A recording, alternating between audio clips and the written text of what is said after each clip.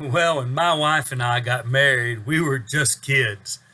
Boy, she had just barely turned 20 and I was 21, and we were working in full-time ministry but getting part-time pay, and we were both trying to go to school. I was trying to get a master's. She was trying to finish up her degree in teaching, and well, we just didn't have much. And I've thought a lot about how we survived that first year or two of marriage. Boy, it was we ate a lot of red beans because they were cheap and you could cook them. And my wife was a good cook. She knew how to make them pretty tasty. But after our first year of marriage, we really thought we didn't care if we ever saw a red bean again. And she not only let me go hunt and fish our first year of marriage, she wanted me to go hunt and fish. We ate a lot of fish, a lot of dove, quail, frog legs. We just ate a lot of that kind of stuff. But looking back on those times, I've thought a lot about some lessons we learned. And I want to tell you two or three things we learned from that first year of marriage and how hard that was, that really have stood us in good stead the rest of our lives. One is we came to really understand that God always provides. Always. We didn't ever go hungry. Never. Now, sometimes He used other people to help us survive. I'll never forget, even over our first 10 years of marriage, how many meals we ate with her folks or my folks or Jack and Hazel Cross, and lots of people that shared with us and fed us and cared about us and provided for us. God always really did see that we had enough to eat. We never worried about whether we were going to eat or not.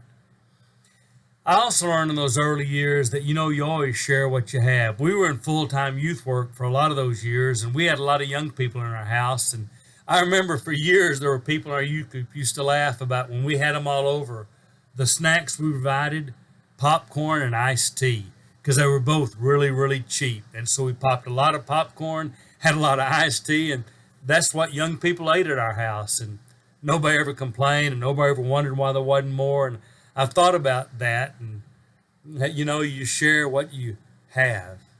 God always provides. He uses other Christians to do that. You share what you have. And the other thing I learned is that, giving and sharing, and that's a gift too. I've always appreciated my wife.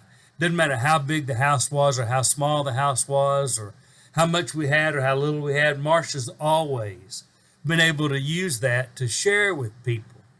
We've fed a lot of people over the years, and that's a gift. Now, she learned how to cook from her mom, and she's a really good cook. Always has been.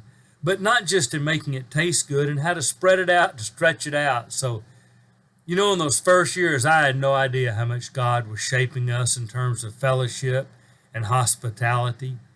But He really did. And by the way, we still eat a lot of dove and quail and venison and fish. We still do all that because I like to do it, and we enjoy cooking it, and Marcia can cook it if I'll catch it or clean it. And we even eat red beans again and still like those. But God, thank you for teaching us a lot in the early year of our marriage about what it means to depend on you and the fellowship of believers and to share with others.